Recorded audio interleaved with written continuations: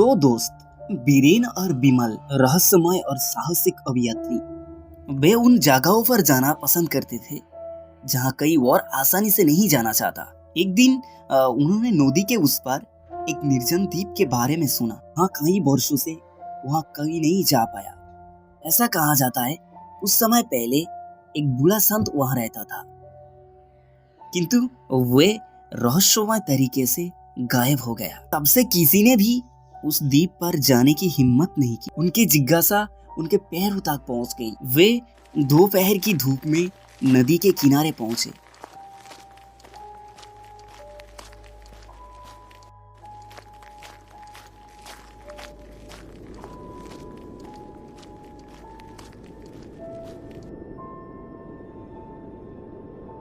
वहां पर नाव लेकर एक माझी बैठे थे।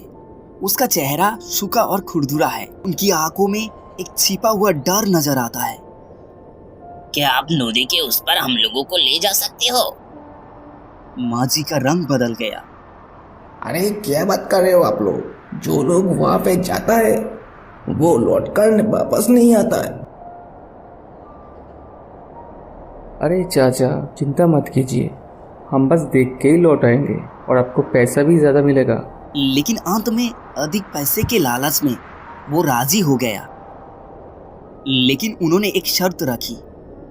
मेरे नाव उस द्वीप का मिट्टी नहीं छुएगा और आप लोग सीधा नीचे कूदेंगे। वापस आने के लिए नदी के किनारे खड़े होकर 3 बार सीटी बजाना। वे सहमत हुए।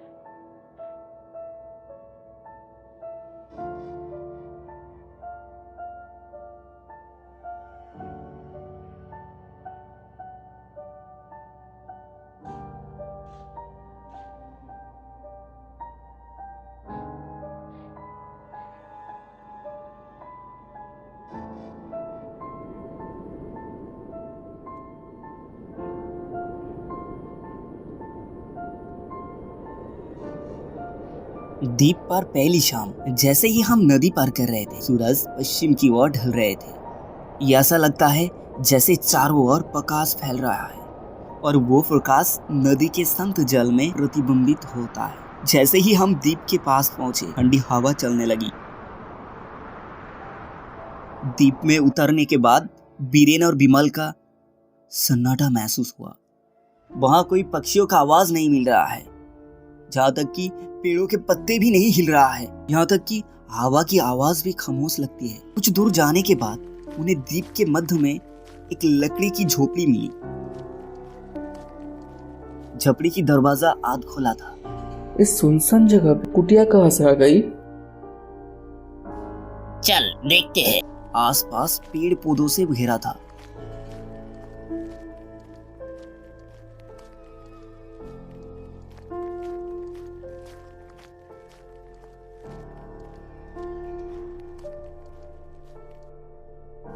जैसे ही दरवाजा खोला और अंदर गया, धूल की गंध नाक में घुसी।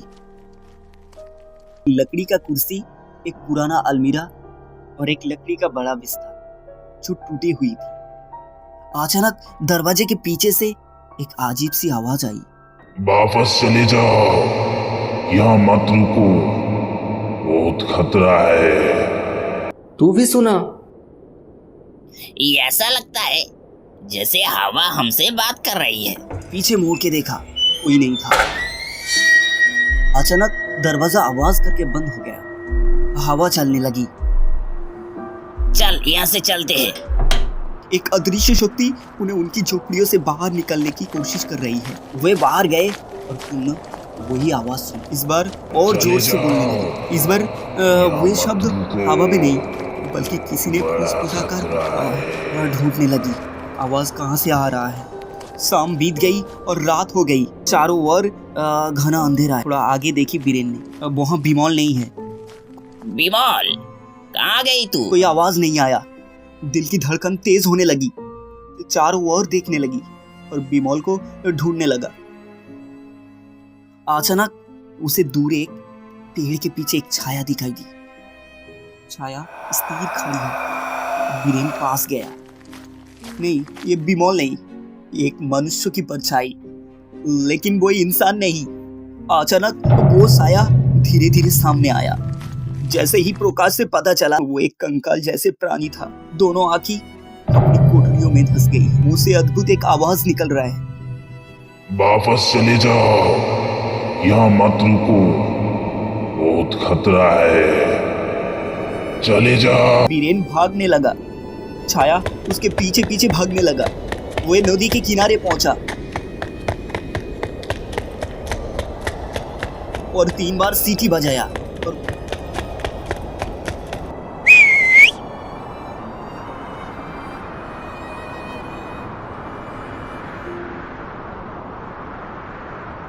माजी जल्दी से उनका नाव लेकर किनारे पहुंचा। माजी ने घबराते हुए कहा, मैं पहले ही कह चुका हूँ, जो एक बार खो जाता है वो वापस नहीं आता। बीरेन नाव में चढ़ गया, लेकिन उसने पीछे मुड़कर देखा। बिमोल झोपड़ी की खिड़की के पार खड़ा है। क्या बिमोल सचमुच जीवित है कि वो उस द्वीप का अभिशप्त निवासी? नाव धीरे धीरे समंदर में जाने लगी।